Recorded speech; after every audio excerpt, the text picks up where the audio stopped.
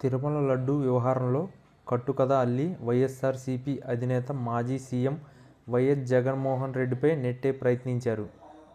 ఇదే అంశంలో సాక్షాత్తు సుప్రీంకోర్టు అక్షింతలు వేసిన కూటమి ప్రభుత్వానికి ఇంకా బుద్ధి రాలేదని మాజీ ఎమ్మెల్యే కాసు మహేష్ రెడ్డి ఆగ్రహం వ్యక్తం చేశారు.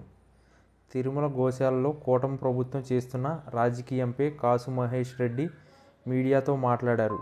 తిరుపతిలో గోవులు చనిపోవడం బాధాకరం. గోవులు చల్లగా ఉండడాన్నే ఈ విశ్వం చల్లగా ఉంటుంది. గోవులు చనిపోతున్నాయని టీడీపీ మాజీ చైర్మన్ భూమన కరుణాకర్ రెడ్డి టీటీడీ మాజీ చైర్మన్ భూమన కరుణాకర్ రెడ్డి చెప్పేంత వరకు విషయం బయటికి రాలేదు.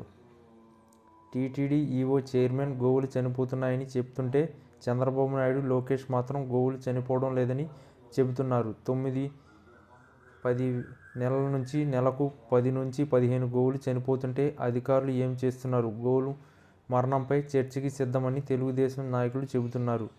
భూమన కరుణాకర్ రెడ్డి చర్చకు వెళ్తుంటే పోలీసులతో అడ్డుకున్నారు.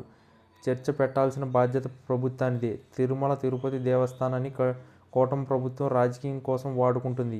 పవన్ కళ్యాణ్ సనాతన ధర్మం అని హడావిడి చేస్తాడు. సనాతన ధర్మం అంటే కాషాయ బట్టలు వేసుకుని తిరగడం కాదు. ధర్మాన్ని మనం కాపాడితే అది మనల్ని కాపాడుతుంది. గతంలో లడ్డూ వ్యవహారంలో కట్టుకథ అల్లి రాజకీయం చేసి వైఎస్ జగన్ మీద వేసే ప్రయత్నించారు. సుప్రీంకోర్టు అక్షింతలు వేసిన ప్రభుత్వానికి ఇంకా బుద్ధి రాలేదు.